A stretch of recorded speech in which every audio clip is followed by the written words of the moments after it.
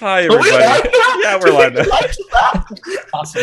Yeah, hi, everybody. Welcome to Olympus Overdrive, a Sprawl role-playing game. The Sprawl is a game about cyberpunk action and adventure by Hamish Cameron. That's a really, really cool game. It's available now on drive-thru. If you don't know who I am, I'm EricVulgaris. I'm going to be the MC of this game, the game master, in other words. And this motley crew of mine that we brought on here, we're going to be doing some cyberpunk stuff on Mars, which I'll explain shortly. I just wanted to do a quick little hi and welcome to the stream. If you're new, this is going to be a 5-session show. So every so often, about once a quarter of every season, I try to do a little special 5-shot BBC show mini-series game. Previously, we did a Torchbearer game called Oathkeeper's Domain, and then I did Under the Fallen Maple, which was a mouse guard game. And now we're doing Olympus Overdrive, which is the Sprawl. So welcome, and hopefully you guys enjoy this show. I know we're going to try to play it as straight as Sprawl as possible, but given that it's a 5-session, since I'm constrained, I'm going to be making a little bit of concessions and doing things a little bit my way. But otherwise, it's going to be pretty good Mars anime racing action. So if you like the movie Drive, if you like Redline, you're in the right spot here. If you just like cyberpunk action, you're here. You're in the right spot. So we'll get into more of that. Yeah. I don't know about cyberpunk action, considering. Yeah, none of us can actually fight. Yeah, so this might actually turn into a mirror shade situation. I might fight. It just won't be good. Yeah. We have all of the gear to do violence, but as the saying goes, none of the idea. I mean, I'm down for cyberpunk slap fights any day. Yes, the cyberpunk slap fight simulator is what we're doing today. Yeah, Eric, okay. I did mention, right, that one of the customs on Mars is that they resolve their arguments by having just slap fights. No, you do it. You do it. No, we mentioned that, right? Yes. Yeah. So we did a bunch of so we did a bunch of Session 0 stuff a couple weeks out a while back, as well as come up with some character concepts. So a lot of the stuff is already kind of established for us, and I'm not gonna vomit you guys with some exposition about the world. I'll just sum it up in a little bit, but I'm really excited to just go around and say who I got here in this, who our team is going to be today. So I've been trying so hard to finally play with people who I've talked to a lot or hung out with, a lot of my friends. It just time zones have really worked out and that kind of stuff. And finally, we have people from all over the world playing literally across pretty much every time zone imaginable playing this game today. So I just want to thank them real quick and thank everybody who's available to hang out and hang out with us, Chad. So thank you so much, and thank you, players. So yeah, it means a lot. So with that, no more introductions. Let's just go over to who you guys actually are. So let's start from the right hand side, because this is technically a game involving clocks. So I like to go around the clock. So let's go with Andrew, drummer boy.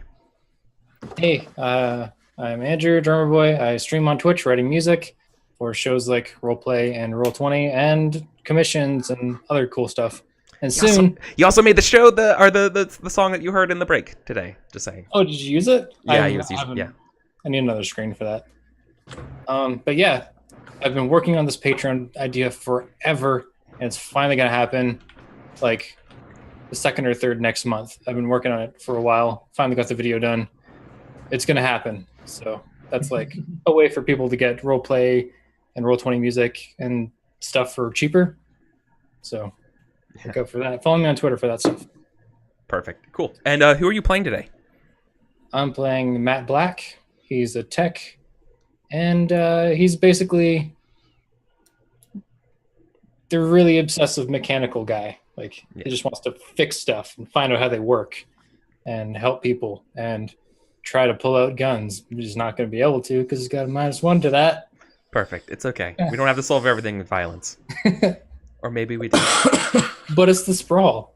Speaking of the Sprawl, I was going to say it's a role-playing game, but yes. Yeah, it's a role-playing game. Yeah, that's kind of true. Yeah. So let's just keep going around here. Swarg. Hi. Welcome. What's up? What's up, dude? Yeah. Man. So I've been thinking about this because I knew this was going to happen. Intros are a thing. I've been thinking about this all week because I have no idea what to say. You're a YouTuber. I guess the only answer that I have is I do very bad, shitty, pseudo-intellectual bullshit, mostly on YouTube. But even that's really bad. So it's just a creative outlet. So I do YouTube stuff now because I used to stream, and streaming's not. It's too hot. It's too hot in my room. It's really, that's why I stopped, frankly, last year. I was like, I'm sick of just my bottom half being sweaty when I was streaming. So I do YouTube stuff as now a creative outlet. And on my YouTube, I do a lot of D&D talk, but there's also, I'm a creative writer in some weird things. There's poetry and fantasy stuff that I work on, and everything. It'll be like book reviews and movie reviews, and it's basically just my creative outlook on top of that. And I'm like a shitty musician, and I'm basically subpar at everything that I do. And I do so many things that I explore them all on the YouTube, and that's really it. That's making me feel bad for you, buddy. Say something nice about yourself. You're the British person. I'm really into British comedy. Usually it's like self-deprecating, right? Like that's okay. I'm like the embodiment of that. That sounds appropriate. I don't know. Okay. Yeah, that's all I ever do. It's self-deprecating. That's it. There's no light at the end of this tunnel. It's just, I don't know. Okay, so all right, since Swarg won't do it, he has a YouTube channel at Swargula, and he has really, really interesting videos about game ideas. Like he had a really good video about his modifications to D&D, which is really interesting, as well as a talk on ludonarrative dissonance in games. Like he has some pretty interesting topics. It's fun. It's cool. Stop selling yourself short, you jerk. I'm like a squirrel. My YouTube is like me being a squirrel looking at any odd thing that comes by. I'm like, I want to make a video about ludonarrative dissonance. I want to make a video about Trump in 2020. Like that's exactly what I'm gonna do. And I'm gonna make a next video on A Brave New World by Aldous Huxley for some reason. Yeah. Ooh, nice. That's interesting. Speaking of Brave New Worlds, Luke, what's up? Welcome back to the stream. Thank you. I don't know if I would describe Across the Endless Sea as a brave new world, like a fucked up new world, maybe. Yeah. Hello, I am Luke. They them pronouns, please. I am a professional GM for children. That is a job that exists, I assure you. I am also a game designer, sometimes. I wrote a game called Across the Endless Sea. It's pretty good. I'm fairly proud of it. It's about to get like the final like fancy publishing touches put on it and get like all the files uploaded, which is exciting. Also, I'm hyped for some cyber punking. Yes. So that's me. Yeah, Luke is no stranger to Once Upon a Game. We've played several sessions of Across the Endless Sea. It's a really good game. Check it out. It's available now. Follow him on Twitter to get the link to it. So really cool. And so let's just keep this train going. Speaking of really cool things, Ashley, what's up? Yay. Hello, fellow streamer. So here's the story, right? Me and Eric have been trying to sort out doing a game together for like 6 months. Yeah, something like that. And time zones are just not a thing. We should just delete time zones. America should just work during the night, and everyone should just be on glorious GMT, and the world would be simpler. So hi, I'm Ashley. I'm a Twitch affiliate streamer. I am a scientist in a normal job. I play games and I run RPGs and do all that jazz. Yeah. Cool. That's me. Did we talk? You know what? I just skipped over who you guys are playing the past like 2 people. Oh shit! Yeah. Right. Oh, right. You guys are playing characters, right? So let's just before we retcon. Ashley, who are you playing today? I'm playing Scoop today. Scoop is a reporter, which I think is the coolest playbook in the Sprawl. It's so weird and it's crazy. I don't know how half of my moves are meant to work narratively, but we're going to work that out. It's it's definitely one of those playbooks that structures the game a certain way when someone chooses it. It's not so I'm excited too. So yeah, it's gonna be cool. Yeah, we'll talk about what that represents in a little bit. But thank you. Yeah, and so Luke, before we jump over to Finbar and Mathis, how about you tell us who you're playing today? Yeah, so I am playing Fortune, and they are the Infiltrator, and they are a disguised type Infiltrator, and they have 22 different faces that they sometimes wear. And they're good at getting places they're not meant to be, and that's pretty much what I got. 22 is oddly specific. It's the number of cards in the Major Arcana. Yeah. Okay. I was gonna say. Yeah. Yes. We'll I've get got to it. my it in a little Sharpie bit. out. I've got Which a also is table. not a, yeah. I've It's got not a a table. naturally selected number either. Yeah, I've got a table coming together. Yeah, Eric, I've got some ideas about what Martian tarot symbology looks like. So, like, hit me up.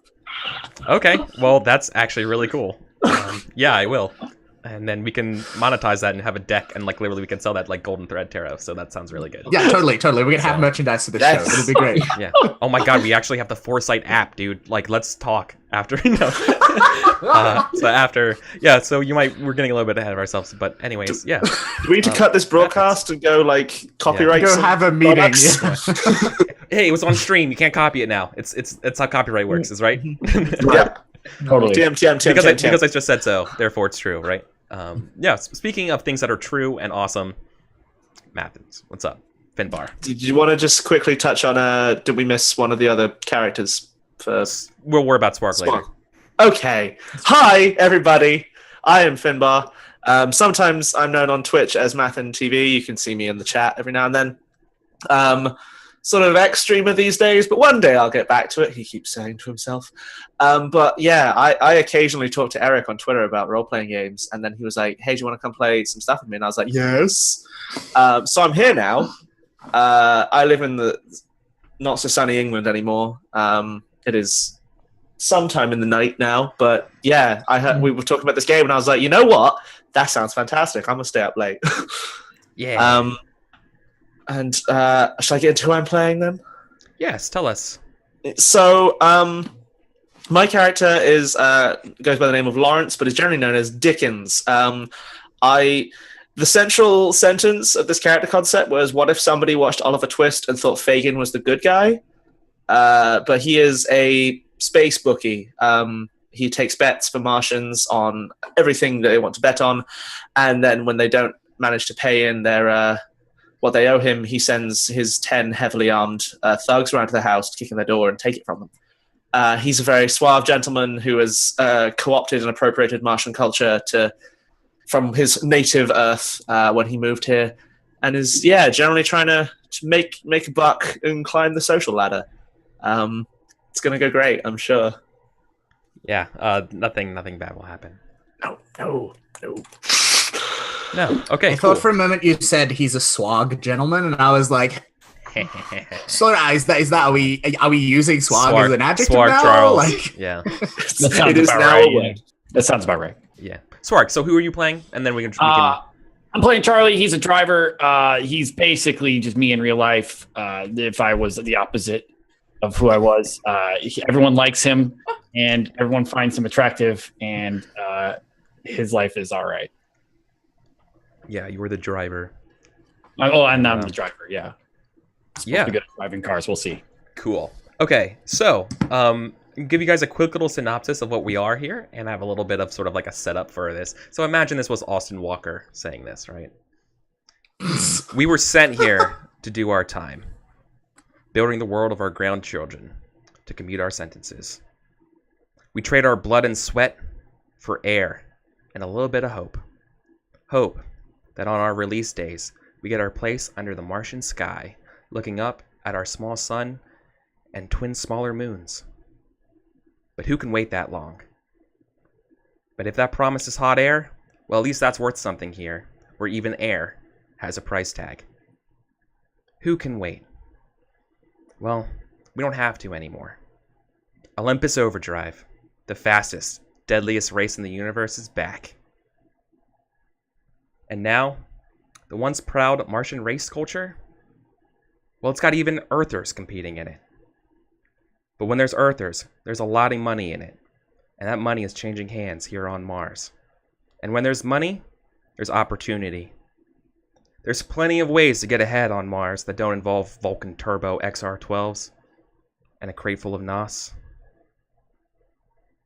But every day is a race for a Martian. Do you have what it takes to win yours? So, yeah, that's the idea of the game. The pretense to the game is that there's this huge, massive, lot of money riding on this super race that was too deadly. It's a traditional like, almost like a smuggling route around the Olympus Mons back to town.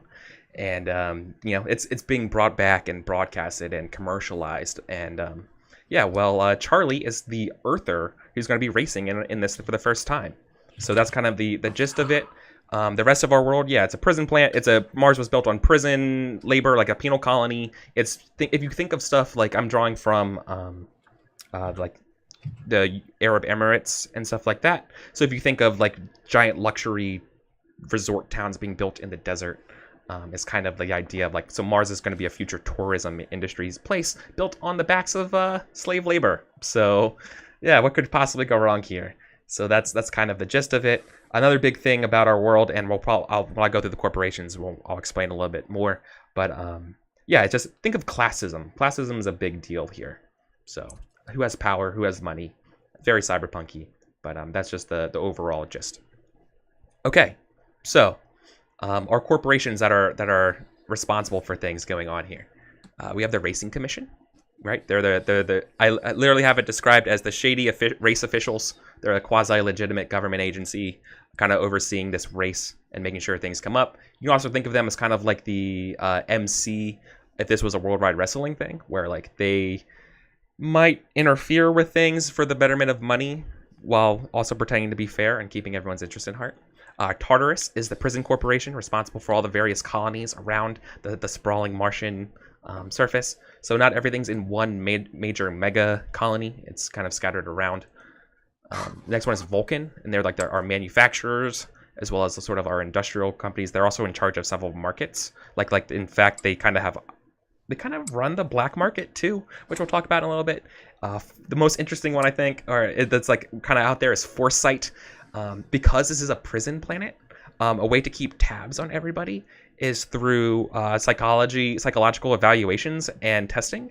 And so here enters Foresight, where they sort of have a tarot app that's kind of, because I guess tarot culture has always just been kind of a thing on Mars, where if in order to trust people and in order to get an idea of like who you are and stuff like that, you have a card associated with you, right? You have one of their arcanas associated with you.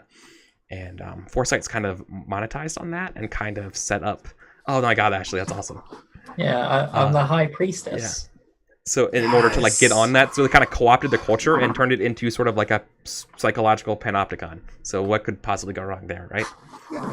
Eric, it's a self-help app. Excuse you. Sorry, it's to give citizens life advice and to help them track their mood. Totally legitimate. There's nothing surveillancy about it at all.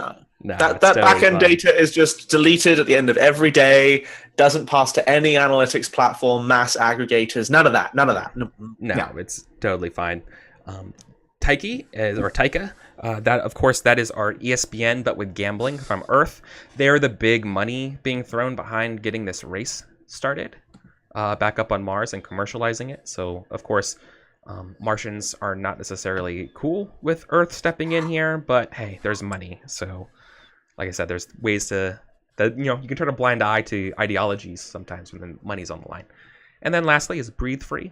They are our real estate, our tourism, as well as our air and terraforming kind of company. Like they're the people who are all those luxuries. You know? Yeah, exactly the best luxuries, right? So they are they're the ones really bringing money and investment into Mars. So that's sort of the shtick of everything, and that was only like 20 minutes of intro, so that's not that bad. We nailed it. It's fine. Yeah, we nailed it. I've definitely seen worse. So score. All right, we're done. Let's go. That's hours of session 0. Yeah.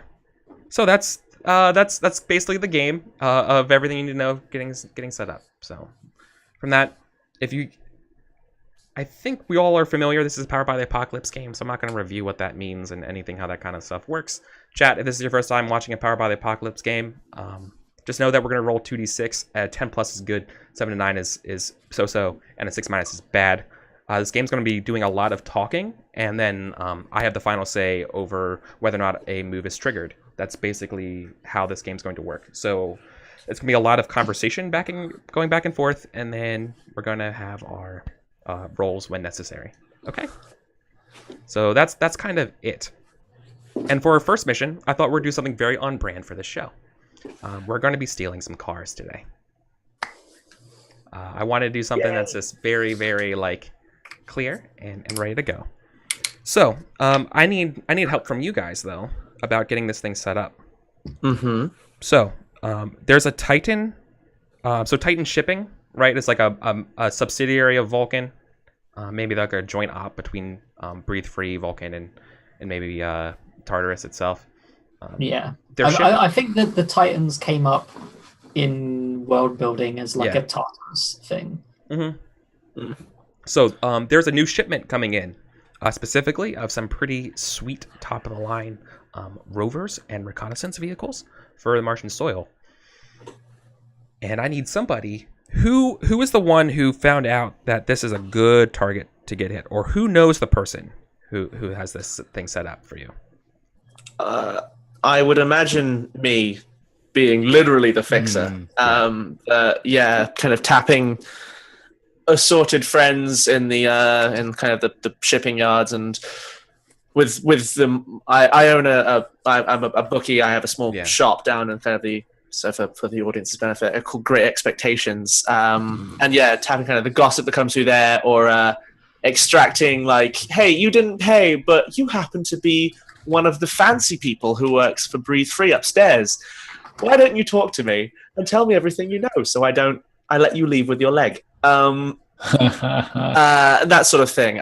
Dickens is not an awfully nice person. But yeah, so I think I have kind of heard it through the grapevine that this shipment is coming in, and I think we know the shipment. It was like the ship will be coming, but that there'll be this like big container full of experimental vehicles and such. So pricey information. The Titan VY, it's called this one. The ship name is called the Sylph, like SYLPH, is coming in here, and it, like I said, it has several all-terrain reconnaissance vehicles. So if you can think of sort of like the Mako of Mass Effect style vehicles coming in here to Mars, and specifically they're for the reconnaissance of the race, per se. Like that's the quote unquote reason for them coming. But hey, somebody else wants them, so we're gonna be stealing one today.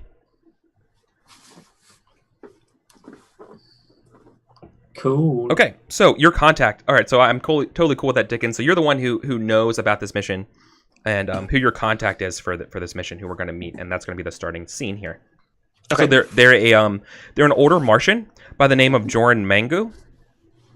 Think of he's very very dark skin. If you can think, because it's really cold on Mars.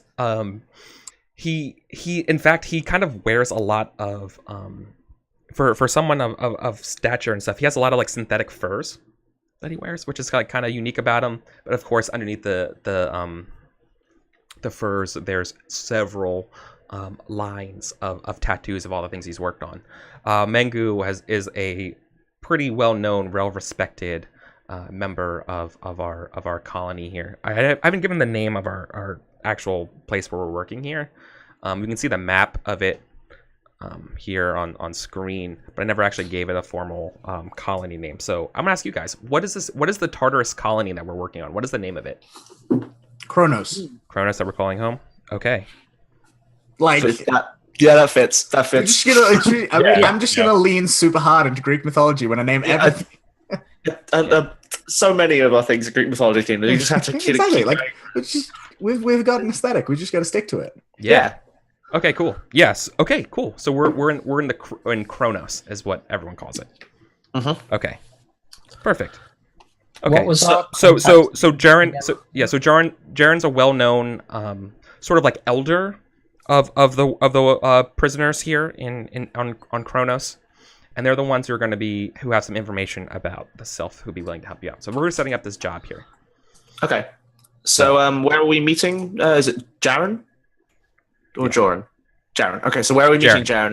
Did he set a meeting point, or is he coming to my shop, or because he's a he's a homegrown as an elder.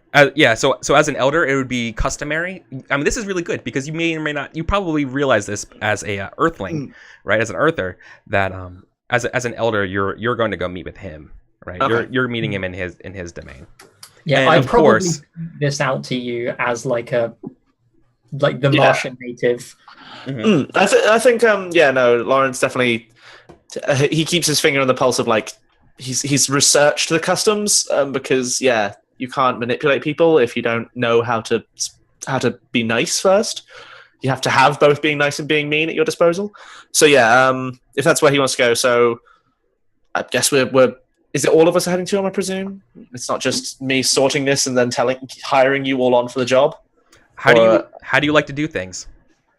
I think this is probably like my preferred group with a variety of skill. Like the reason I'm going to give the fictional reason we're all kind of bad at violence. I'm going to go with is that like Lawrence, while he can do violence, doesn't necessarily like drawing a large attention to himself. And sure, he knows a person who can like throw a grenade through a window, but you don't want that person on your job because that's how you get in trouble. So these guys are kind of my. That's a very limited skill set, really. Yeah, it's whereas I know any of you can fire a gun if the need arises, but I'd rather you didn't reach for it. So I need someone to get me in and out of a place, someone to sneak in and out. Yeah, the reporter's there for any useful stuff. Well, I was going to mention that. Scoop, you know that some of these I need to come up with a name for these vehicles. Let's call them the chariots. They're chariot class reconnaissance ones, right? They're chariots. So you know a couple of the chariots have been designated for breathe free. And they're supposed to be going to Olympus Mons proper. Oh, so awesome. let's just throw that in the wrench a little bit for your directives and stuff like that. So that's a thing. So of course you're tagging along probably because of that, right? Yeah. Cool. So, I imagine she's very difficult to shake as well. Yeah. So just given up trying. The press pass is useful. So I guess I've kind of brought on my preferred team of like specialists for like we've got a job. We're going to meet a guy to talk about a payday. You all have a very specific set of skills. Yeah, exactly, right? Yeah. Exactly. So maybe there's like a little montage of of Dickens kind of walking into different places that you all hang out and like putting a card over the bar or table or whatever it is that just has like the time and place written on it. Oh no! It's not. It's a tarot card. It's a tarot card with the time and place written on the back, right? Yeah. Like, but this is Mars. All the arcanas are replaced with all the arcanas are fortune ones, but they have like a pair of dice at the bottom because that's like the insignia of my shop. And it's not Dickens. It's some of his like heavies in pairs arrive at your assorted hangouts and just leave this card, which I guess is my normal like we've got work. Sign. So So what does Joran's place look like? Jaren's place look like? Sorry. Yeah. So are we? So we're all agreed. We're all coming, right? Yeah, I think so. Okay. Yeah. I mean, I guess. Sure. I heard experimental machinery, and I'm like, I'm in. Just because I like you, Eric. And I want to make your life easy. We're meeting in the subsurface housing of Kronos as well, right? Yeah. So so Joran lives with. Imagine sort of you're almost like a Hong Kong little micro little kind of place, right? That's the style of these dorms around here, right? So he's meeting you in sort of the open air. I guess you can almost be almost like since this is a prison, it's almost like the mess hall, right? So imagine sort of like it's part of the sort of like the open square inside, as well as the mess hall, as well as recreation area. However, no one really bothers him. But in order to get into this place, you're going to have to pass through several. There's several sort of like family members, is what they call them. But of course, they're sort of guards to him, right? People protectors of the elders, and he's there hanging out, clearly making some deals with negotiatings about certain like trade materials and stuff like that for his ward, right? So you can kind of think of this guy as a ward boss. Not necessarily like dimmer dammer, but he that he reports to somebody else, but you don't know who, right? Yep. Eric, which what's up? major arcana is this ward associated Named with? after the tower, for sure. Okay, so this is Olympus Mons? Well, it's named after Olympus Mons. You can see, if we were on the surface, maybe we start above the surface, right? Like we see the fancy rich geodomes being built. Then we come down below the surface, but we see in the distance the shadow of the Olympus Mons. and that's why we get its name because of this particular point of view of the Mons. You get the like the peak of the tower and everything. So it's the closest one to the properly to the mountain. Yep. Cool. Okay. So yeah, having kind of gone through some family members and been divested of my weaponry, I guess I walk into this room, and this is gonna be one time I do this bullshit move, but know that every time I walk into a room I do this. But so Lawrence reaches into like his jacket pocket and he pulls out this like it almost looks like a handkerchief of like black material, and he flips it and it like snaps into place. It's like a perfect circle. And then he flicks the inside part, and it pops out into the top hat that he wears. He just puns it because this is like Earth tech and the most pointlessly aesthetically stupid bit of Earth tech. But yeah, he wears a Victorian-esque top hat. It's like a fucking pocket square, right? Yeah, like, but pull it out. Well, I have to like wear a gas mask and all that outside. It doesn't fit on over a gas mask. I got it on Earth. So yeah, I have to like do this whole, but I've turned it into this weird flourish as I enter a room. Yeah. Like, you hear this like whoop as he arrives, and yeah, wait until the lull in his conversation and walk over and say, "Elder Joran, a pleasure to meet you. I hear you're looking for some assistance." So are you just standing there like arms behind your back kind of thing, right? Like, cool. Yeah, I think you don't like reach your hand out to like shake his hand or anything like that, right? Or what do you do? Do you just do what's customary, or? Yeah, I think I'd go for like respectful, like the respectful customs. I'm not going for making I'm the weird Earthling. Look at me. Okay, that's the question. That's really the question. Yeah. I know. Like, are you introducing yourself as an like the Earthen way or the Martian way? Yeah, so I think I do what like I don't know if it's I presume it's similar, but I would, having put my hat on, I walk over, sweep my hat off, and do a slight bow, and like a show of deference. Yeah. And then read on it. Yeah, and of course, Joran is very he's never. This is the man who has never smiled in his entire life. Mm-hmm. Right.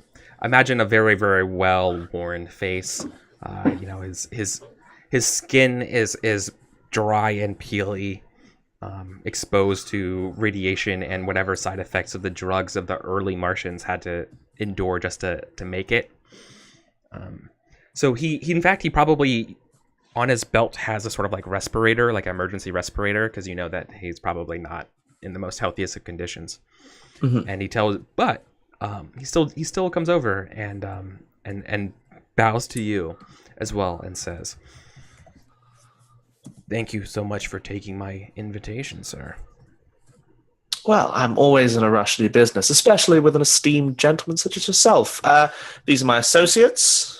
They can introduce themselves, of course, but we are interested to talk terms.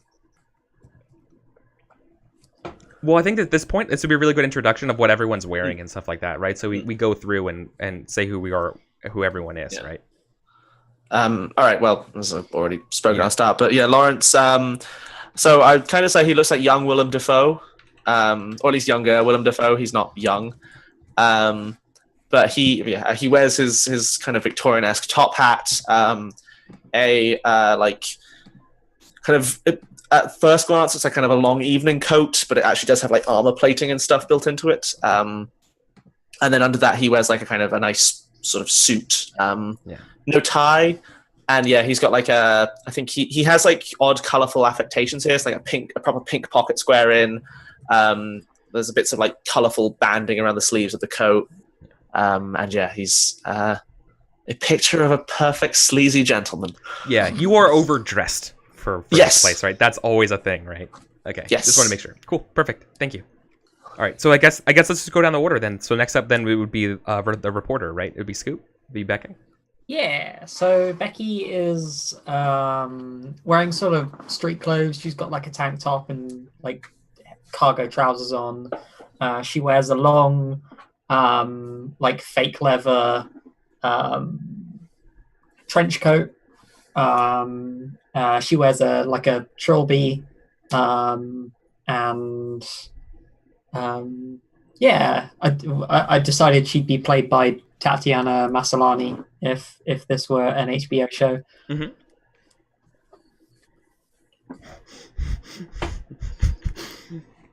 Soothmaster. Dickens, like my salads, is always overdressed.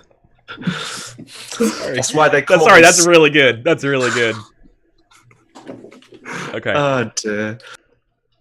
Okay. Yeah, perfect. So, you get the impression that Joran is kind of... He's very well reserved for an individual when you get him. Like, you know, he just does a very, like, just very curt, just shakes your hand, and that's it. Like, he doesn't linger, doesn't do anything. He's very cold. All right, then, I mean, obviously, but he keeps going down the line, so Fortune. Yeah. Who are you today? Very good question. I am Fortune today. So I look very much as I do in my character art, which I still haven't seen, but I'm very excited for when it happens. But so it's like a lot of like long fabric and kind of like fairly loose drapey stuff. A lot of gold, like and tawny colors. A lot of like circle motifs. And I think did we ever talk about, Eric, like where on a person the like tarot designation tattoo was? Not the tarot one, but we know that their work stuff's on our sleeves. So it's, yeah, I think it's like individual. Okay, yeah. So like on their forehead, like smack bang in the middle, okay. is the tattoo that marks them as born under the wheel of fortune. Only it's a fake tattoo. Yeah, of course. What? But no one else knows that. And so yeah, they're just like smiling and kind of like soft spoken, and they bow and they offer a greeting. And then kind of like step back to allow the next person to step forward. Yeah, it's best not to be noticed. I think there's definitely I think there's definitely a juxtaposition between how he greeted Scoop and Fortune.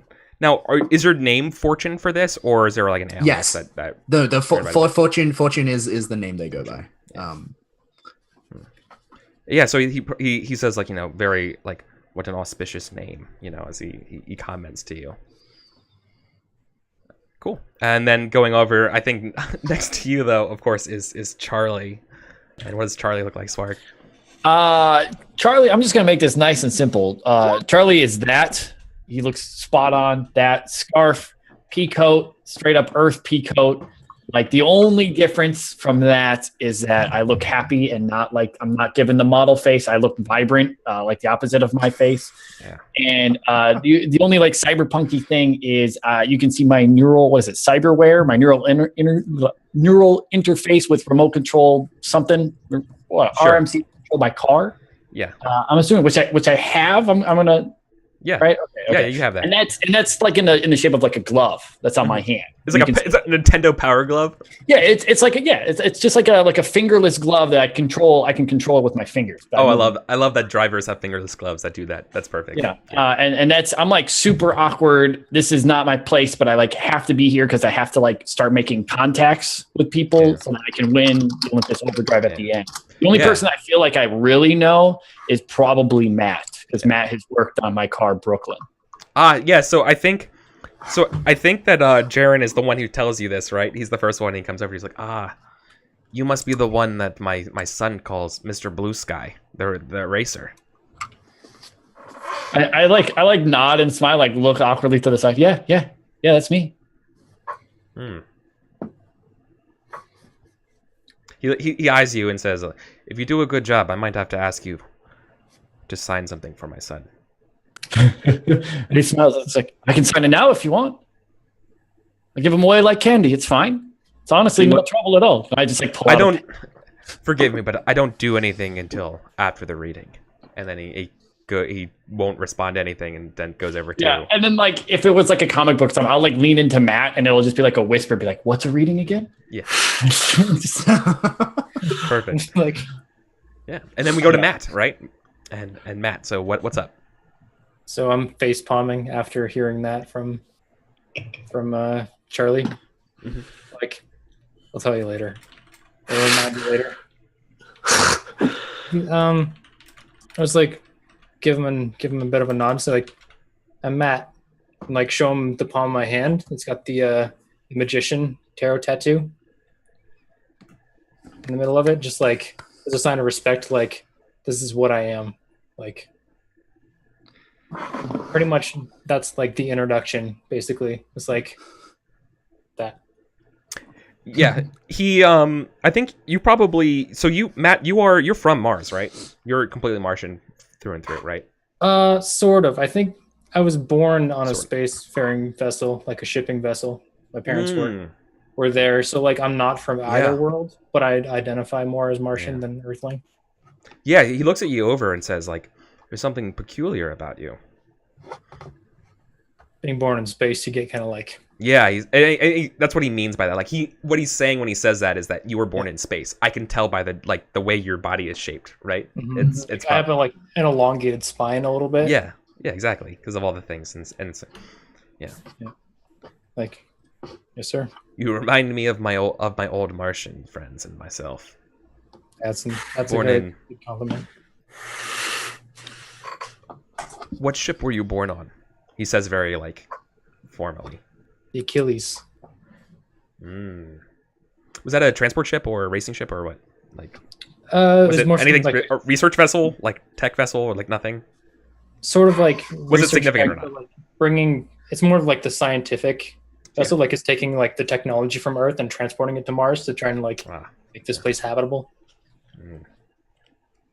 I don't know if it if it worked or not because Achilles. Yeah, no, it's like there was a big problem somewhere. And I think it says the Achilles, and I think just kind of looks down, and we kind of both know, without saying anything, that the Achilles was destroyed. Mm-hmm. Right. I imagine there probably was historically some sort of like Earth-Mars skirmish, and the Achilles was blown up by one side or the other, right? And at some point. Yeah, Remember the Achilles. Yeah.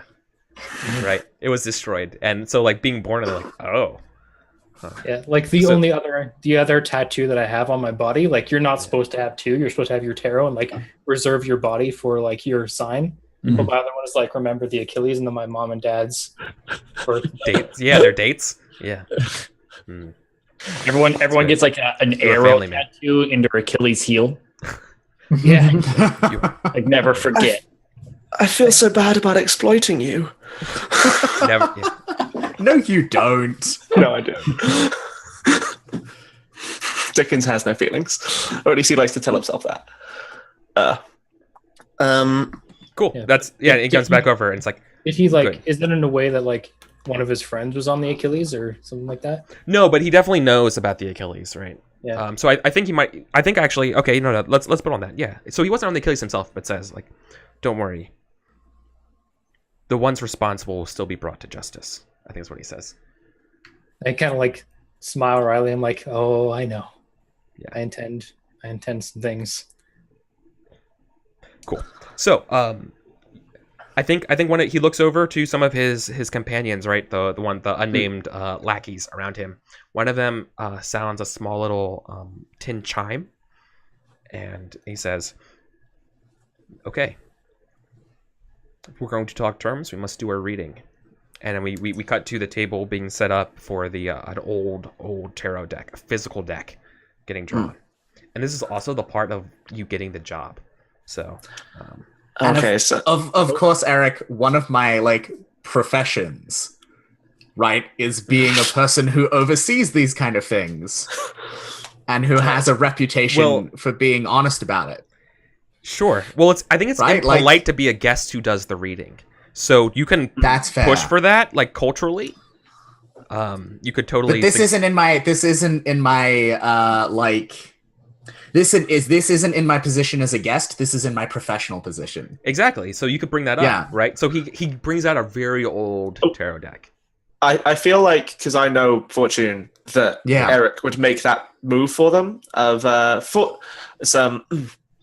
Fortune here is what would be the term, like an Reader? officiator. He's a reader. Yeah, he's a Reader, reader. a reader. Yeah, let's just go full pyre. Yeah, right, like, Fortune here is a professional reader. They would be very. They would be honored if you would. We would be honored if you would allow them to just take this reading for us. Mark it with their auspicious birth, as it were. Yeah. Can you This probably. I think it's probably fast talking, right? I am all right with Is that what you're gunning? Is that what you're gunning for? Yeah, I think so. Yeah, cool. So I also That's have FaceTime. Right. So because I'm in person, Oh, that's I am right. That's right. even better at fast talking people. Yeah. So yeah, I love that. By the way, just in terms of just a general style for the show, if we do fiction, then like intentional action at the end, would be perfect, right? So that you did spot on. Yeah, I have a couple of odd moves that I can't, like my hustling, can't always do that, but I'll do my best to stick to it. Oh, I lost my fucking dice prop. There we are.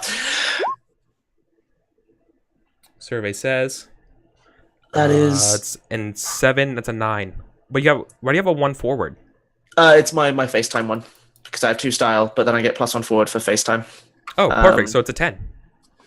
Oh no, that's the one that's in there. So 7. Oh yeah, 10. So cool. Yeah, so total success. Woo! Yeah. Nailed it. Good job, Willem Dafoe. Sure. So here's my question for you, Fortune. Would you still use his deck, or do you have your own? And what does it look like? If it's your own, what does it look like? I think I have my own deck, but if he has done us the honor, I think I would use his. Oh, perfect. Yeah. Okay, great. So so he says is the honor. It would be an honor for you to use mine. Is his deck like old enough that it still has the Earth Tarot on it? Oh shit! Yes. Yeah. That's dope as fuck. Yes. Yeah, that's really cool. Of course it does. Yes. That's really cool. They're old and very thick cards. Like they are. Yeah. They're made to last.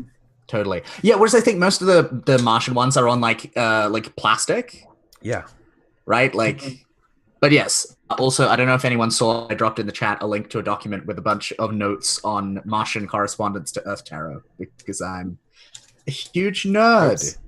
You are that person. That's what I used to choose my the engineer. Okay, the CEO. Oh my god, the CEO. I love the CEO so much. Yeah. Like, so what else is the Hierophant gonna be on Mars? That's super good. Okay, that's really good. Yeah, and the world is Mars reborn when we finish the terraforming and everything will be good again. Mm-hmm. Yes. That's gonna happen. But yeah, so sunrise. So Fortune takes the cards and like shuffles them like expertly, but not in a flashy way. Like the skill is evident in how they do it. They don't have to do any fancy tricks, and that is very much the point. That makes sense. And Eric, I'm gonna low key maybe do a tiny bit of sleight of hand here, just a teensy bit, just the teensiest bit. You can't help it. You can't help yourself. I can't help myself. It's your nature. It's in your nature. I gotta do it. So like, yeah, I shuffled them. And is there like a table that we're laying them out on? I'm imagining. Yeah. So you remember? Or so am I just gonna no. We're hold them up. No, they're like a very old, retrofitted. So remember, like we're in like a prison-styled mess hall, kind of, right? So I'm thinking like hexagonal or octagonal shaped tables. But like you guys are all kind of like semicircled around you doing this thing, right? I imagine there's very much a situation where the one who's doing the reading is on one side and everyone else sits on the other. Like it's a very totally. And so I think Fortune is there and is shuffling the cards and then like puts the deck down on the table, and then I think they look at. Sorry, his name started with a J? Joran. Yeah, they look at Joran. Yeah, Jaran. Yeah. Mangu. Mangu. So he has a very like tan, like almost like if he was like almost like from the steppes of Mongolia. Yeah. Right? Like very like weathered, hard skin. I'm kind of picturing like Saw Gerrera from Rogue One. Yeah. I got a bit of that when you mentioned the respirator. Yeah. Aesthetic at least. Okay. But yeah, so they look at him, and then their eyes kind of like look past him to his cohort, and they reach down and without looking, they say, like all of you have suffered. All of you have been trapped in limbo for too long. But you know suffering. and that has taught you honor. And then without ever looking down or breaking their gaze, they flip over the card and it's the hermit. Oh, okay. Sorry, Yeah. not the hermit, the hanged man. Right? It's all about life in suspension. So is this... So that's okay. them. Okay. And then, man, they're like lucky, right? They got their supernatural weirdness going on here, quote unquote, supernatural. And then they look at the crew, and they just shake their head, and they turn the card over, and it's the fool, of course. Okay. Because we're always leaping blindly into things. I think Lawrence just like lifts his hat and Yeah, does that little exactly. smirk of like guilty as charged. Yeah. And then they look down at the deck and make like a thoughtful noise, and they're like, but the real question here is what comes of our meeting. And I think this may Who be... we were before doesn't matter. What matters is where we are. And then they're going to reach down and turn over a card. And their intention is for it to be Mars Reborn.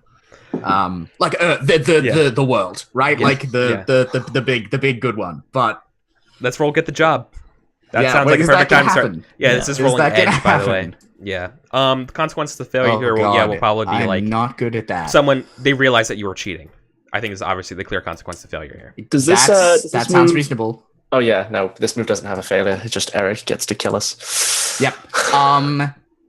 Does the fact that my skill wires are set to help me with manipulation and charm help me here? Yeah, of course. I think that would make sense. Cool. All right, so I'm going to take +1 forward on top of my edge. Forward 1. Oh, it's got input value. This is so fancy. The consequence of... Yeah, did you really just do that? Did you really? wow. Did you really? Did you really do that? How the fuck did I manage that? Yeah. My So, luck is garbage today. yeah, you know what it is? It's fucking- not. It's clearly not. It's Olympus Mons. It's the tower, right? Like, And then, oh I my flip god, over the holy fucking shit, tower. holy shit! If this was the TV show, then it flips it over and it's Olympus Mons, and then it's like the title like comes in, right? And like that's the part being like, oh shit, and like, oh yeah. Oh my god, Olympus Overdrive. Okay, yeah, so that's a fail.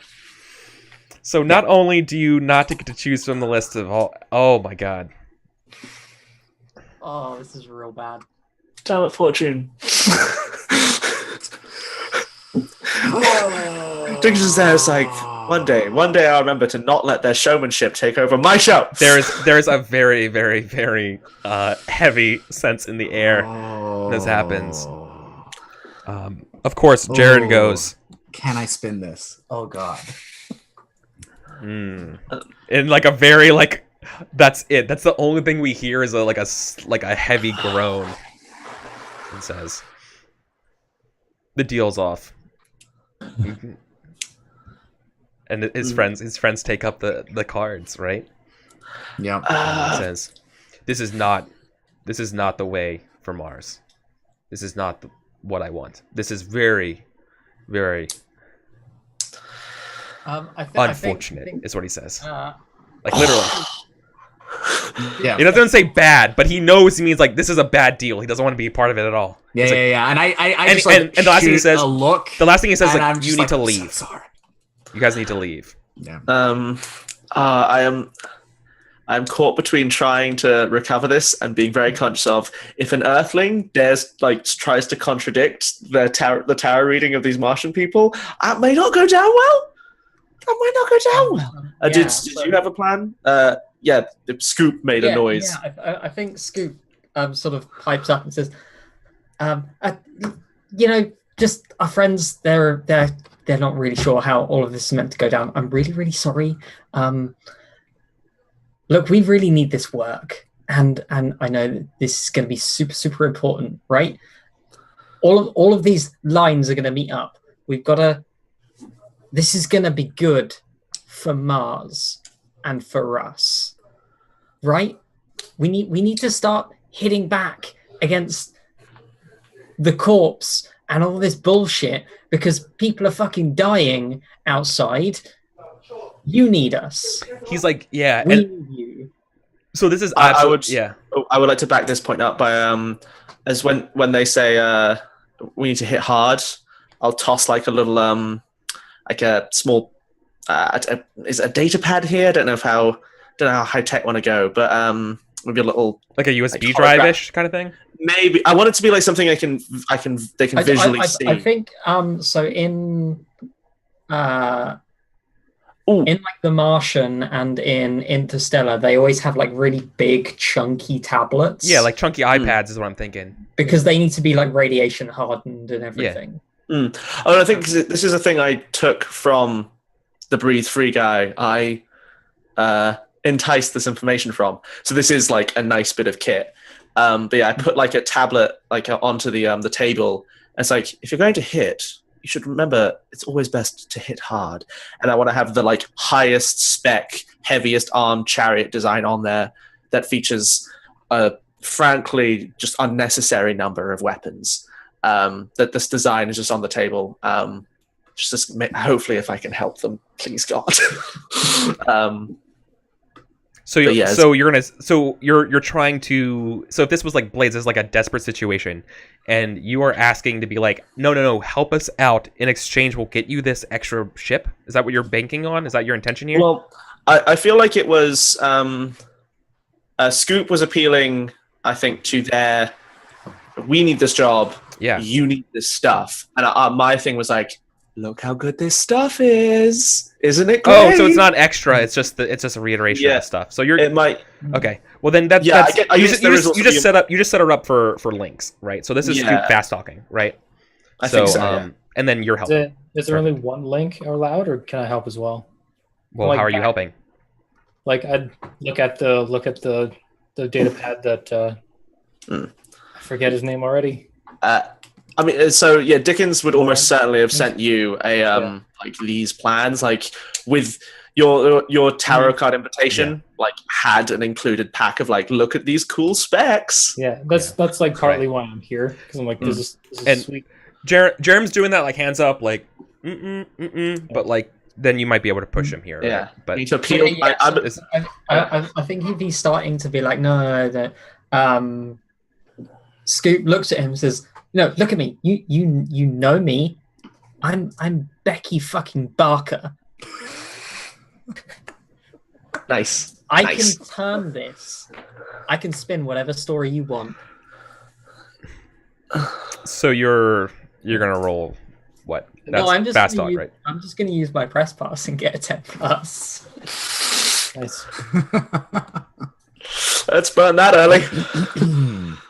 Okay, and so what exactly does press pass do? So press pass says, if you reveal your public persona to fast talk your way into something, don't roll the dice. You just get a 10+. Take an intel, and advance the legwork clock. Cool. All right, then that perfect. Then all of that just works into it, so we don't have to roll it again. But then it's very much like this. I don't ever want to see you guys again for this deal, right? Like you guys have pissed him off. Okay. So what he does is he takes out a USB stick, right, and puts it into your data pad that he sent out, right? And and of course that's going to be the intel that you gain then. Okay. Okay. Cool.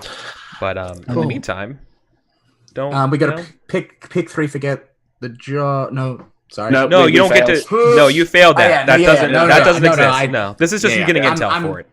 I'm still like figuring out the Sprawl because I've never played it before. I will figure out the basic moves eventually. So it may take I guess this is we have the job, but we have nothing from that list. We have no help. Yeah. Right. Yeah. Basically, the employer basically is like, look, if you do this, I'll pay for them, but I'm not in any way backing this job. Yep. You're all the worst. Yes. So do we need to put in some cred or put up some cred, Eric? Is that the next step? Well, I have a move that's like it happens right as when you receive a job. Oh, you do? Yeah. Okay. Well, what's the move? Storage. So I can look through my storage and get gear to help. Okay. Yeah, so this is like part of the legwork phase. Like we're getting into the second part of the sprawl here, of the 3 parts, or maybe even 4. Where we're doing the legwork. Okay. Yeah, so do we want to do like cred stakes, then all of our assorted pre-legwork moves, and then go from there? Does that sound good? I was thinking about doing the legwork. Yeah, you know what? That actually makes more sense in my head. I like that actually. Yeah. Okay. So let's do that. So we need to all Wage. Yeah. say how much. So yeah, I guess I'm explaining this rule. But if you're already doing a good job, so this, yeah. why not, right? So I believe it is. We all put up a number of cred we want to bet. If we pull the mission off successfully, we get double back, not triple because we didn't get the high paying one. Bear in mind that if you bet, I believe 3 cred or more, is it the legwork clock increases? But the clock starts to increase. Yeah. And that puts us more under pressure when we actually get into the mission. But obviously you get more money back. Mm-hmm. So, yeah. We need to put up 2. Yeah. Okay. Look, legwork's what you're going to be doing to gather as much information as possible, right? Yeah. Yeah. You know enough right now to know that in order to get into... And what the plan here is, this is the gist of what he's giving you. It will be too late to steal this stuff after it lands. You need to meet this thing in transit. You need to breach the ship and jump it out and basically like parachute it down, right? All right. So you're like dropping it, right? Yeah, that's how you're stealing them. So like you have to there's a window of when it's close enough to Mars and before it lands that you have to drive these things off the back of the ship somehow, like through an airlock or something, and have them parachute down. Oh yeah, like I said, this is what I want, right? This is what we're doing. Cool. That's the plan. Dickens doesn't believe in small potatoes, so I'm betting 3 cred. I fucking love you. Sure. Okay, is it just you who bets the cred? No. We each of us put it up, and we each have our own individual stake. Yeah. Okay. I'm just gonna make a note on my character sheet that I've put that much in. Yeah, same. I'm staking 2. Yep. 2 feels like a good number. I believe also those cred are technically spent, so you don't have access to them for this mission. Yeah. Oh God, Grand Theft Orbital. Nice. Yes. Nice. Kane, you are on point. Kane SD in chat, you are on point with the names here today. I love Kane. Kane is so good at the puns. Grand Theft Orbital. Right now. Yep. God, that's a good episode name. It's cool. So is everybody wagering? We good? Mm-hmm. Yep. All right. Cool. So it's kind of expected then, Charlie, you're going to be the one piloting this thing out of here, right? That's what I'm here for. That's all I'm good at. All right, cool. Do you have any reservations upon hearing the plan that this is what you're going to do? I guess it would be like me just telling the guys, like, just get me in the pilot seat and we're good from there. Perfect. Anything else, I can talk my way out, but if guns go blazing, I'm either going to walk away or give up. My gun is not leaving. Charlie is a good guy. He does not kill people. He is not a criminal. Oh, Charlie, we're all implying. I'm a smuggler. All of you guys can go to hell. I'm a smuggler. I'm not a criminal. And I'm an expert in like maintenance operation of vehicles and drones, so I guess I should. Yeah. If there's going to be more scores, then we need more drivers.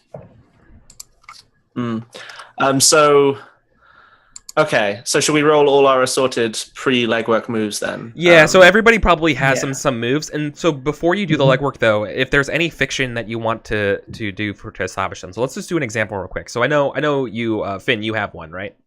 You have one for Dickens, right?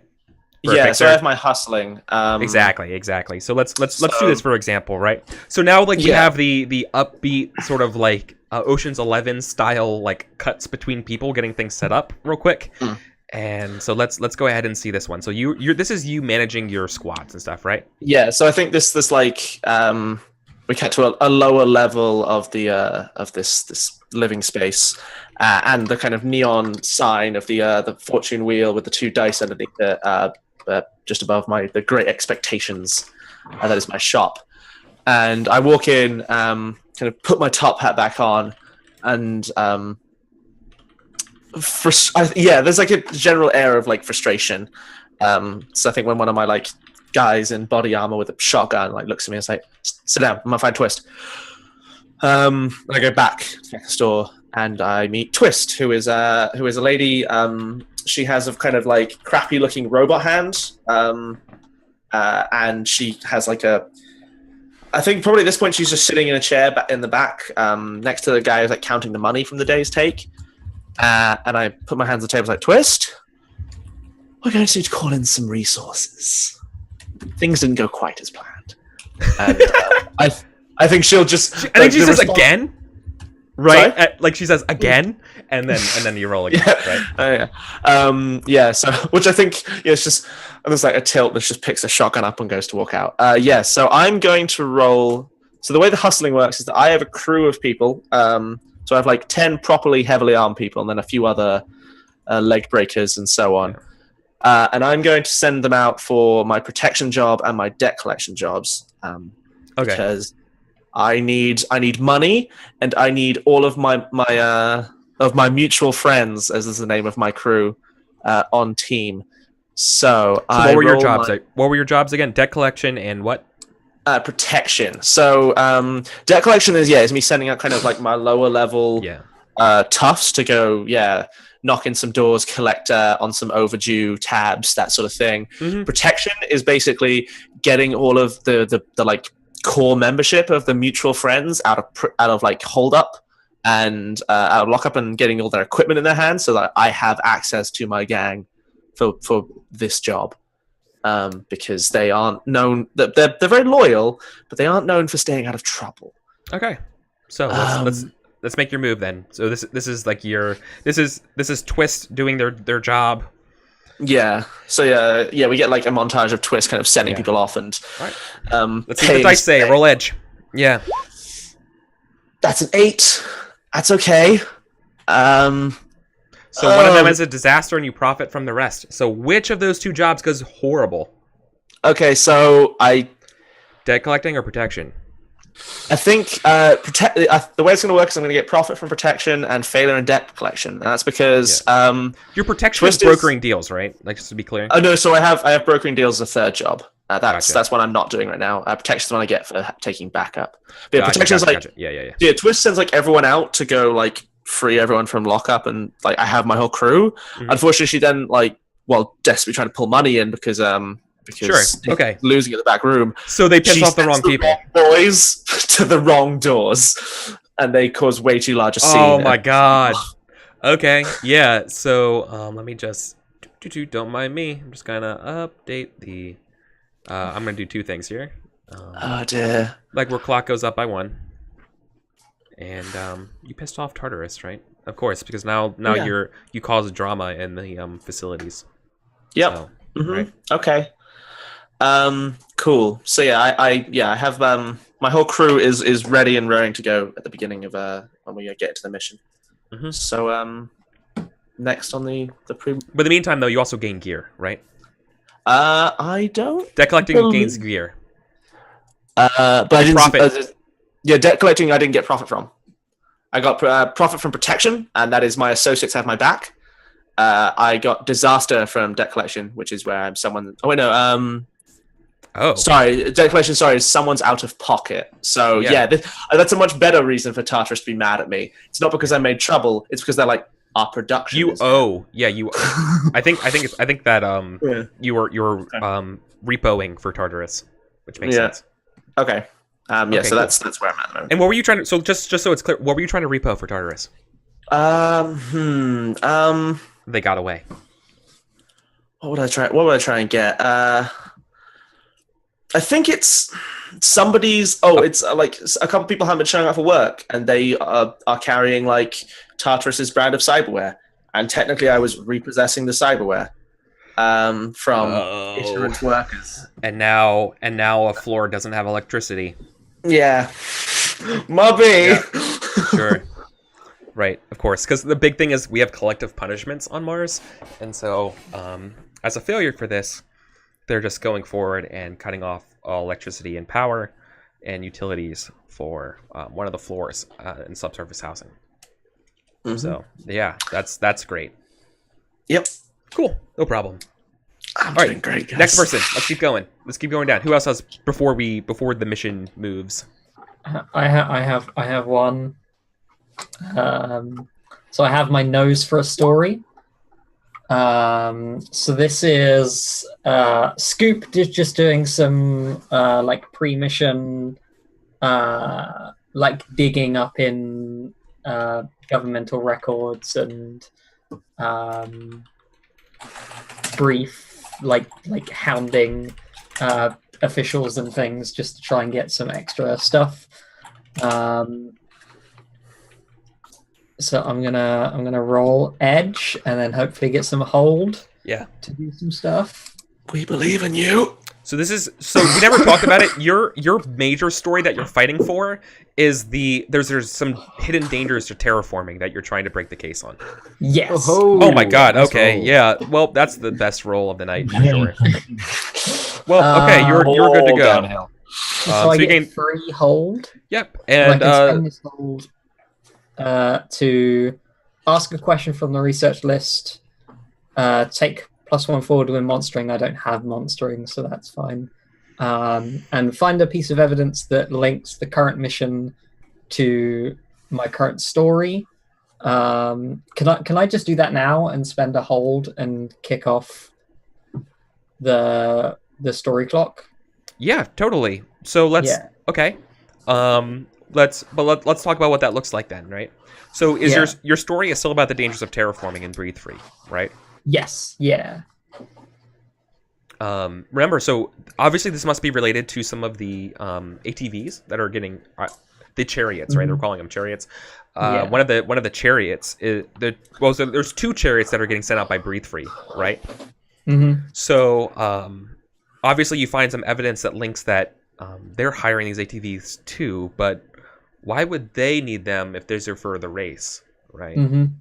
What are they doing? Think of these are machines that can go like imagine like 6 or 8 wheeled like Bradley fighting vehicle looking things, right? Like just or like a Mako. They could scale Olympus mods pretty well, right? So what are they doing that they need to scale Olympus mods? Question mark, right? Why do they need to drive? So so that advances your story mark, right? Just want to make sure. Cool. Yeah. So that's what you know. So you know that they're the point of these things is that they're going to send them out to the tower to Olympus mods. Awesome. Perfect. Cool. Okay. So then so you spent one of those, so you have 2 hold left, and then we cut to anyone else who needs to do something before the mission. So I have my storage. So I work for Vulcan in like their repairing and research division. Yeah. So like the foundry levels, right? So like I'm gonna go to my storage and use my tiny drone Safad to search through the warehouse, like zip through the warehouse, analyzing what could be useful. So that's rolling mind, I guess. Yep, you roll mind. Cool. Let's see what we get. So this is an official. Is this like? Do you stay in corporate quarters? Like, is this a place that is set up for you specifically? Is this a place that's set up for whoever has your job? Is this like is your apartment like above a machine shop? Like, what does this look like? What is your place? This is job specific. Like, is this your private stash or is this corporate? Or are you like raiding the corporate warehouse here, or is this your private stash? I think I collect the stuff that they throw out and fix it and don't tell them about it. Okay, yeah, that makes sense. So like you sign off on the things that are destroyed that aren't destroyed. Yeah. Well, they are destroyed, but then I fix them because. Oh yeah, that makes sense. Yeah. Okay. Yeah, for anyone less skillful, they're destroyed. Yeah. So they're off the books to them. For me, they're fixable, and I can sell them on the black market for air if I need. Cool. Perfect. So no forwards. Okay. 6 + 2 mine. You got an 8. So you gain a gear. That's 1 gear, yeah. So you gain a gear relevant to your to mechanical stuff. Yep. Okay, cool. So I know this is your first Power by the Apocalypse, Andrew. So just a heads up. gear and intel kind of behave sort of like the adventurers packs that you could have in Dungeon World. Okay. Where at any point during the mission, you can choose to spend them like a resource, describe what they actually are, and then they behave, giving you a bonus, right? Cool. I think, Are those interchangeable? Like, if I didn't need the gear for something, could I like give it to someone else to spend, just like adventures packs would be, or not really? It depends on what it is, right? I'll let the fiction define what that is, right? But for now, this is clearly something mechanical, right? Yeah.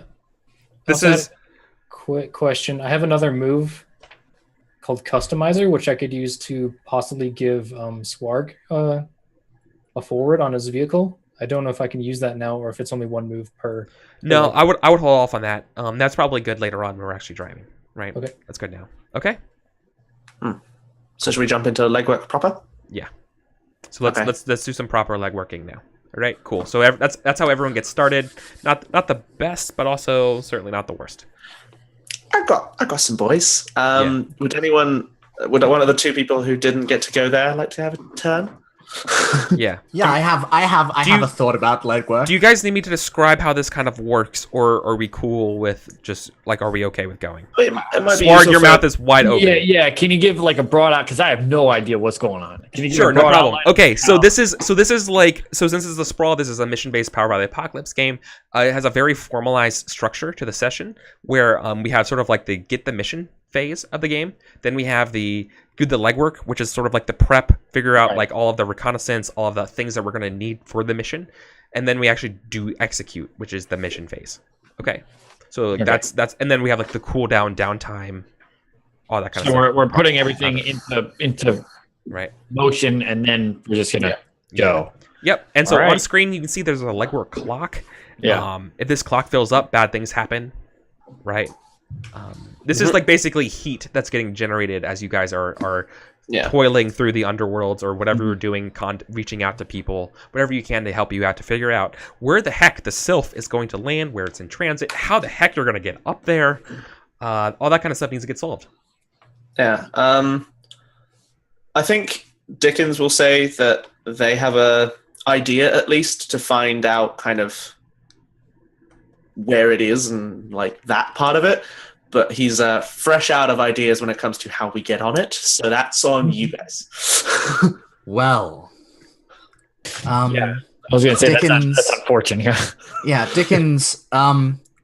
If you can get your hands on a ship so we can get up, I'm very happy to play corporate inspector and Yeah. make sure that everything is going as it should with my team of assistants. Mechanical point of order. When you choose to get paid at the end of the mission, you add the number of unfilled segments on the legwork clock. Yeah, so the less legwork we do, The more you get The paid. more money we get. yeah, more And also money we get. The safer it is to get the money. Yeah. I have a suggestion on how we might get up there. Mm-hmm. In my days working for the Racing Commission, reporting on races and doing interviews with racers and stuff like that, I spent a small amount of time in the race. Not a helicopter, but the chopper that does the aerial shots of races. And maybe we could. Maybe I know the pilot who still flies it. So maybe we could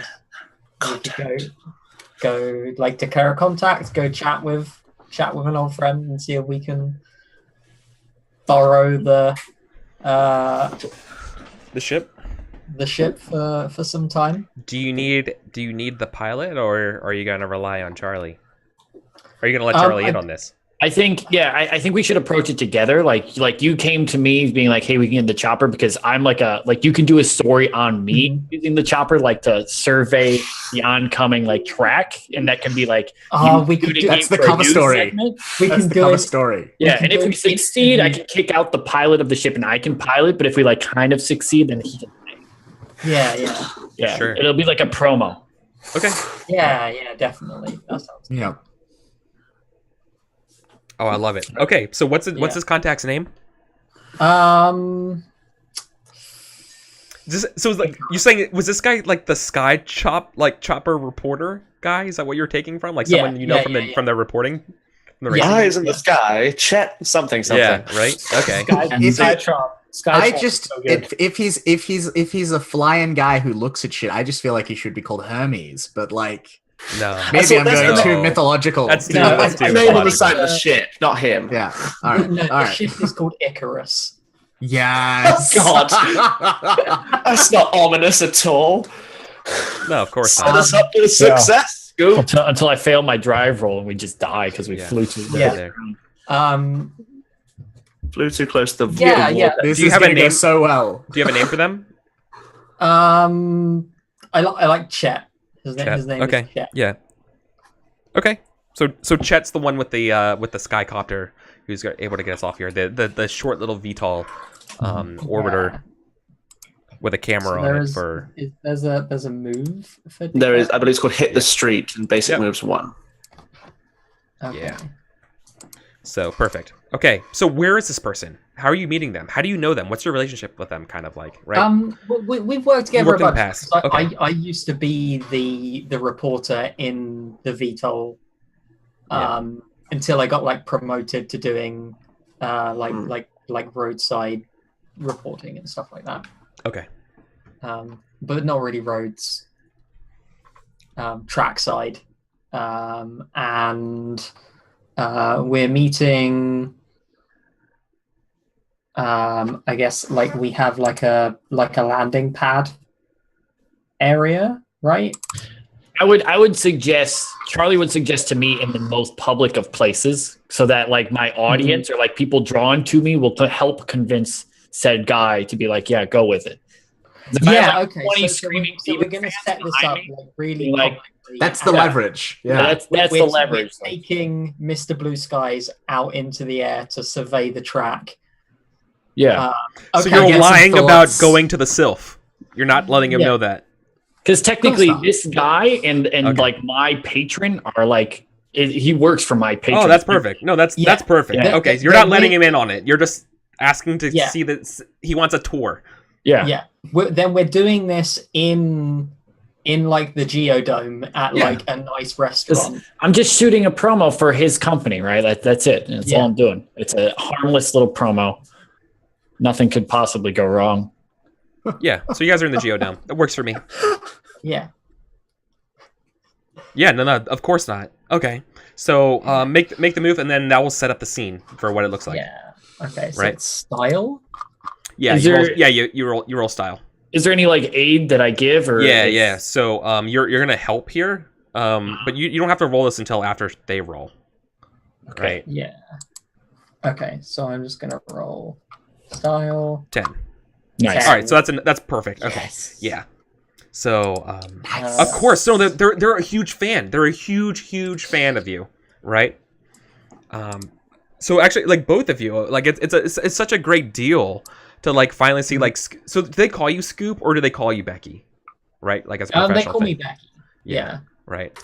So yeah. So A cursory sweep of their YouTube history Becky, just shows every interview he's ever done with this driver. it's like, Becky, how do you know Mr. Blue Sky over here? That's amazing. Of course, I would be happy to take you up.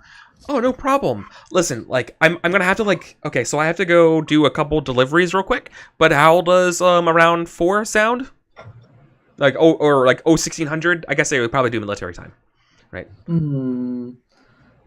Well, that's not a problem, right? Like in terms of time of jumping, right? You didn't get anything wrong. He's just saying that, right?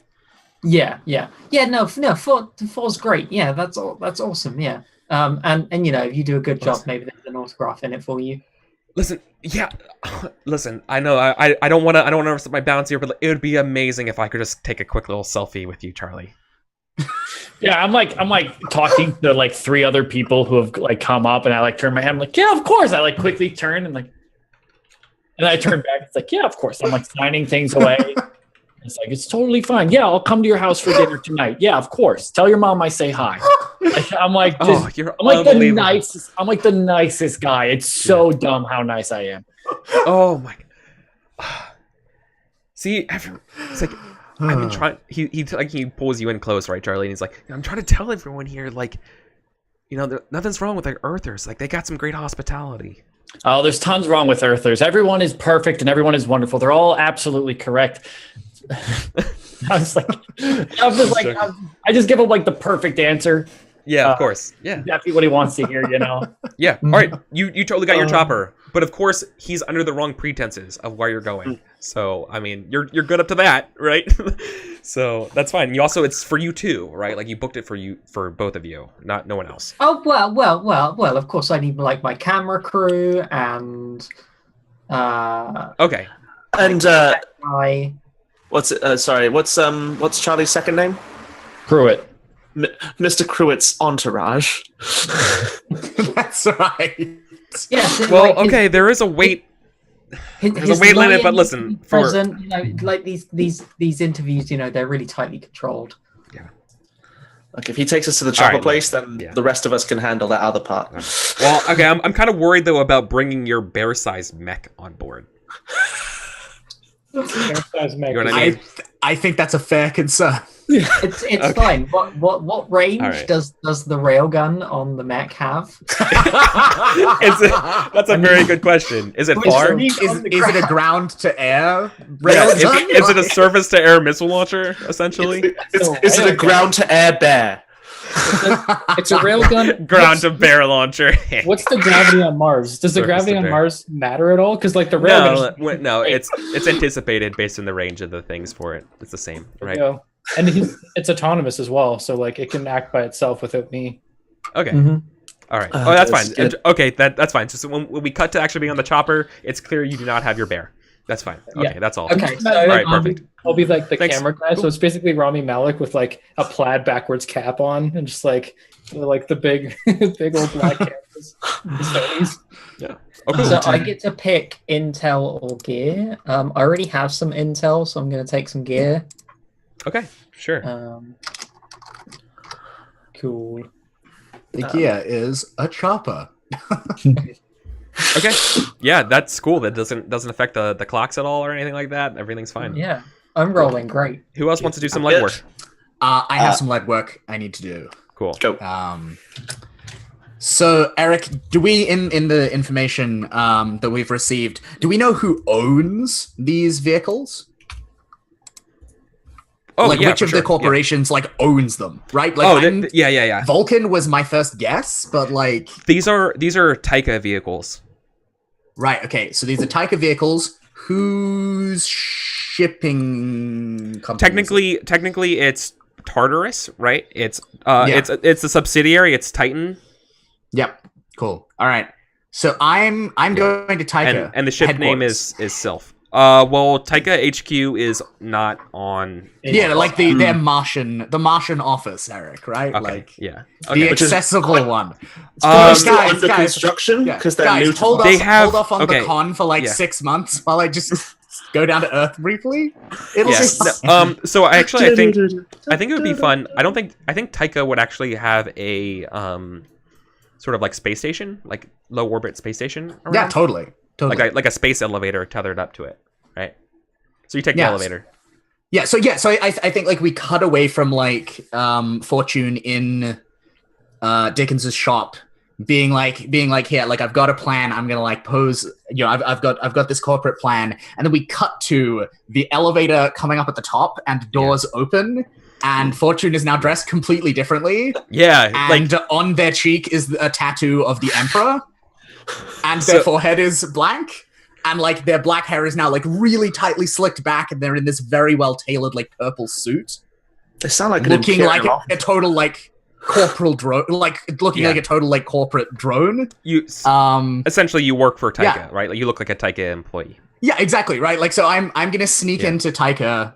So I'm going into Taika, and There's I'm gonna some- find all the information and all the small bits and Right. bobs I need to make my like alibi like airtight when we do this thing. There's a great juxtaposition between the space elevator and Taika Station proper, where like the space elevator is totally. made like Martian pragmatic style, but then the Taika Station is very like Earth centric with its smooth plasteel style sides and edges Yeah. instead of being like scrappy reconstructed, reused, recycled Martian material, right? Yeah. And so yeah, so we feel like the link, the shake, the suction to the station, and then the doors open and you're in like a very pristine station. You look there, in fact, there's probably like really solid windows below you. We can kind of see in the distance, right? We can see Kronos and we see the massive mountain, as well as a couple other like ships going back and forth around in the distance. Yeah, and so Fortune like steps out of the elevator with this little like moe of distaste, and like steps out into the clean air and lets out this like sigh and like brushes some imaginary dust off themselves and like straightens their sleeves. The air is earth and air, right? Or it's like recycled air. It's so good. It's like the best. It has a very air. different smell and taste to it. It's the best air. Yeah. Yeah, and so they just like start walking like past the reception desk into like the offices as if they have every right to be here. Yeah. In fact, I think it would be really funny if the receptionist is like, "Oh, hi, Mr. Walters or Mrs. Walters or whatever," right? Like, yeah, take care. You have a relationship already, right? They're like, "Hey, take care." Yeah, totally. Yeah, I'm so presenting. You go to your place, right? Yeah, they're presenting fairly mask right now. Right. Cool. Yeah, and I have a move for this. Yeah. Well, what are you doing on the station? Like, what does it look like? I am gathering. I'm going in. I like Are you speak to a infiltrating couple this? of people. Yeah. Okay. I speak to a couple of people who like are in the right departments to know like all of the like corporate only details about like this shipment and its purpose. I like stop by the records office and I like steal an ID badge. I maybe also steal like a big one of those like stickers that you put on the side of vehicles that has the logo, so we can just like put that on the side of the chopper mid-flight. And like I'm basically preparing myself to be able to convincingly pass as like someone from Taika by infiltrating this location and stealing a bunch of information and also random objects. Okay, and then you have a special move for this, correct? And I have a move called Covert Entry. Okay. When you attempt to infiltrate a secure area alone, which I believe I am doing right now. Yep. Via disguise. Makes sense. Yep. Yeah, and then via disguise, so I take +1 ongoing because I am roll cool using my disguise kit. Mm-hmm. I think. Yeah. Okay, cool. Yeah, so I'm going to roll plus cool. Boom. 10. So that's a 10. Okay. Yeah. So in order to get to where you want, you're going to absolutely have to. Okay, so a lot of this is just escaping notice, and what that looks like is just you getting bogged down into stupid business corporate conversations, right? Yeah. And like their voice is completely different. Like they now have like an earthen accent, and it's that like slick, my God, sleazy, like upper corporate middle management kind of like thing, just like schmoozing everyone. Yeah. Oh my God. Yeah. Like, can you believe It's these quarterly, these quarterly budget reports, talking about this stuff and on future holdings. And, there's a lot of stuff like as far as like corporate culture goes, like on the emails and things like that around, it's being like, there's a lot of advertisement and branding for the Olympus Overdrive and like key details about it and that kind of stuff. And like, we see various like racers' faces in the background as you're talking, like a lot of like sideshows and stuff. Cause this is the company that's funding this and making it the branding for everything else, right? So of course there's a lot of like this sort of air around it, right? Yeah. Did you hear that rumor that Vulcan might be running behind with getting the track all cleared up? I'm hoping that gets cleared up, or like we're all going to be working overnight for weeks getting that shit sorted out. Yeah, and I think that's the point when they talk a little bit about we had to pay extra for the Sylph to overnight these reconnaissance vehicles. There's a lot of money. Corporate normally has tighter control of the purse strings than that. Is there something my department should know? Oh no, don't worry about it. Marshall took care of it. Much is riding on this. So much is riding on the 00. I think it's what they call it, for the race. Yep. So much is riding on the 00 that they just charge it to the expense account. No, you have to worry about it. All right. Cool. So there's probably that, and I think there's probably a guard near and like you want the decals and stuff in the supply cabinets, right? Yeah, totally. So yeah, would you be the type of person enough big decals to cover the shit? Yeah. Yeah. Are you the type of person who would given the choice of either like hacking the contents and then printing it later, or would you like steal an authentic copy? I would steal an authentic copy. Okay. So then you would. Then you have to take you take down a guard, right? Yeah. Well, I mean, one of my skill chips is Earth martial arts. Earth martial arts, nice. Yeah, not martial arts. That also makes perfect sense because unlike other people, what you have mastered, and this is actually really cool, the Earth Walk. Oh my god! Different yes, I can because walk of the like weight. an Earth person. Yeah, this totally. space station has 1G gravity. Yeah, totally. Right, unlike Mars, and so like you've trained yourself to walk this way. Yeah. Yeah. So and like that was like the hardest part of your training is getting set to this thing, right?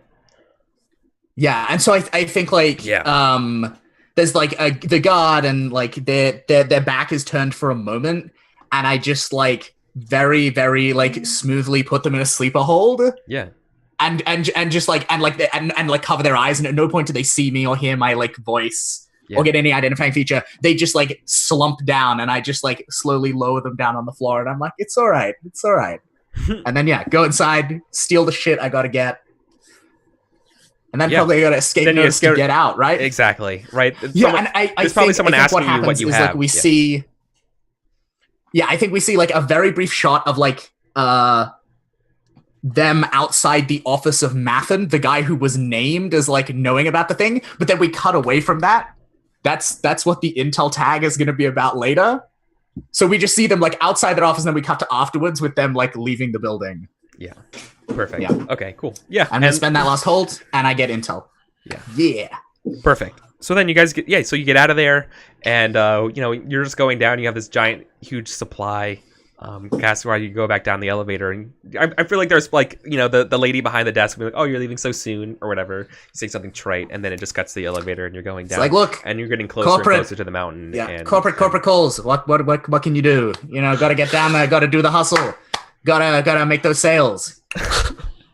Earn our bonuses. Yeah, that's right. Finger guns your way out the lobby. Oh my god! And then Julius, no particular last name, exits through the elevator, and Fortune steps out the bottom at the other end. Perfect. Yep. Cool. Is there any other legwork? Otherwise, I think we're probably time for to go to our first break. I think I have like a quickish one. Sure. Because I think we need is just a level of. Do we know? We don't really know where the ship is, like the flight path stuff. No, the general flight path. Like that's part of. Like you need that to do the mission, right? Okay. Then I might not do it then because we. But you don't know where the things are kept on the ship and all that kind of stuff, yeah. Right? Okay. So I will do or the security measures or anything like that, right? Yeah. So we do getting like schematics of the ship. That's okay. That's precisely what I had in mind. So. Let's do this. I'm going to use my I know people move. So this is like as everyone else is going in and out of the back of Great Expectations, dumping off like giant bags of stationery or like coming in to brag about their ticket. Like Dickens is just in there like going through all of his like client books, trying to find the person he's looking for. And I don't know if I actually know them that well yet. I have to wait till I roll style. But I know people is the fixer specific way to declare a contact. So do you have a contact on the ship? Is that the idea? No. So what I'm looking for is a hacker. Who can get you this in stuff? like a person who I know from the people who I've like worked with, or hopefully who I've worked with. That it remains to be seen by the dice roll. Who can get me the schematics off of like this corporate mainframe, so that I have a good map of the Sylph. And also can give me all the like really accurate timings and things of when the ship will be where. So I need to name them as well. I'm gonna call them. I'm gonna call them Clarence Tully. Yeah, he doesn't get his hacker name on the HackerNet is not Clarence Tully. No, it's not. What is his hacker? What is his smooth ass hacker name? Oh dear. What if it was Clarence Tully though? I think it's very similar. I think he's arrogant. So I think it's gonna be like It's Clarence, but the E is a 3. No, it's like Is it like clarity? There's clarity. That's what it is. Oh yeah, Clarity. Clarity. That's very Tully. clarity? Clarity. Yeah, That's very. yeah, and he's like I think he's a little bit of like a vigilante almost. Of it's not about the money entirely for him. It's about sending a message. Yeah, there we go. Oh yeah, of course. Right. An overzealous hacker has never been in an anime before. Nope, about never. missions. How- Okay, no problem. How dare you impugn my originality? That is a 7. 8. 7? 8. 6 plus 2 is 8. I can do math. Yeah. I know what math is. It's in the 7 to 9 range either way. So Yeah, no problem. I've never met them before, and they're an unknown quantity, but they Sure. are now contact. What did you do to find them? So I think they were causing some trouble for somebody for like Breathe Free upstairs one time. Oh, of course they were. And I like a bit of gossip made its way through my book, and I like heard about them and kind of on interest sort of looked them up, and found out like their address, using sort of more street level contacts than the corps have access to. But I just haven't had the need to take them to visit them and figure out what they're about yet. Do you let the rest of the group know? Like, is this a thing? Like, you let them know, or do you do this privately and keep this away from everybody? I think there's a bit of a thing with Dickens of his like client privacy. I think I will let them know. Like, I found a hacker to find us a schematics map. You literally say to us, "I know a guy." Yeah, it is very much. It's like we're sitting around the table discussing everything we have and what we don't yet have. So when everything goes out wrong and the ship turns to autopilot and does stuff you didn't want to do because you don't know this guy, everyone's gonna look at you and be like, "How well do you know this guy?"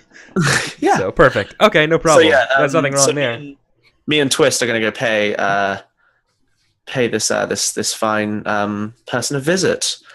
So I need to roll to hit the street still. So that is style again. Da, da, da. 7. No. Ooh, Yeah, 7. that's a 7. Okay. So your request is yeah. so when you hit when you hit the street, we have to abstract Scylla because he's a hacker. I don't think this is the type of guy who wants to get met in person. Okay. Right. So or he sends an intermediary. Yeah. Right. That sounds reasonable. So yeah, maybe it's like I didn't so much find his address as I found his like private message board where like he basically takes jobs, and I leave like a vague message on there saying, which is essentially, you want to help me fuck up a corporation. And he bites. Which all right. Well, the way he bites is by the request. So I think I choose this, right? Not you. No, I get to choose 2 from the list below. Okay, that's okay. We can't afford to take time to put this together, I don't think. So it's not that one. I feel like it's I feel like he's gonna want. I describe it as a bit of a vigilante, so he's gonna want some like sign. Like, there's got to be some level of taking credit for hurting the corporations a bit. So I think he's totally my request to attract unwanted attention and complication of consequences, I think, is a good one. And I think they want a favor. I don't know what that. I mean, maybe I have to make their records disappear with people who are looking for them or something. But yeah, I think it's going to cost you extra. No, the bottom one of your contact needs you to help them out with something. If you turn them down, take -1 ongoing into this move until you make it right. So, yeah. They're doing this for exposure. You need them for a next job. Okay. Is that they want to come with us, or is that no? It's that they want. I feel like if this goes, if they need you to help them, I feel like they need help getting extra like jobs for them. No, they need something from them from a no. I'm wrong. They need something about foresight. for sure. Yep. They Okay. need their own profile from Foresight, is what they need. Is it like access to it, or it just deleted? Access to it, because they don't know what's written Okay. for them. I could probably manage that. So I've got to provide this, and I don't want to. Okay.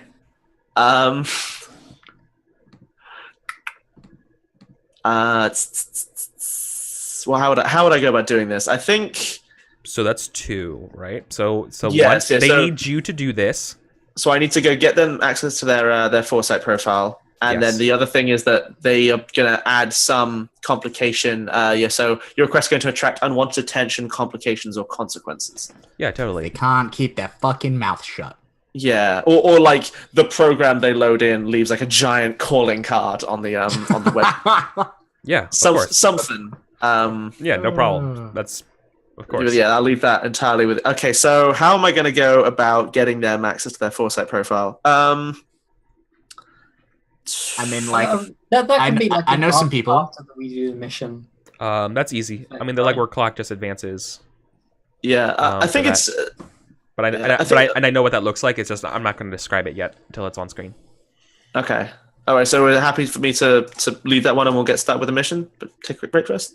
But so I have a map. So are we happy to leave this bit for now, or do I need to go sort that now? No, Did you I say it mean, was just- Yeah, like, can we promise them that we'll do it after? And like, is that legit or? yeah, Okay. I think that's Cool. fair. Yes. Okay. So I guess I leave them my card, my digital card. Yeah. It's probably You a know- thing. Oh, it's actually gonna be. had. It's gonna be that thing in the pilot episode of the heist show where like there's the main heist and then at the very end of the episode we see them beginning like the next job. Like that's the that's like the coda Well- to the episode is like a quick montage through us all doing that job. Yeah, so good luck using that stuff because he's definitely going to be antsy about getting that information, but it works for me. Okay. Okay, But cool. yeah. So I have So. Yeah, I guess we get like the panning around the table camera where everyone just tosses in the bits and pieces they've gathered for this job, and then I just hit a button and this like holographic projection of the sylph comes up and it's like, well, Here we are. Cool. And so then, awesome, guys. Thank you so much. So we're going to go take a quick little break here. We're going to take a 6-minute break, and then we're going to come back. And when we come back, we're going to do the action phase of the game and all that kind of stuff. So we'll be another like 90 minutes or so of the show. Okay. So take care, guys. We'll be back. steal a car. Yeah, we're going to go steal some stuff in space. All right. So see you guys on the other side. Yes. Space theft is best theft.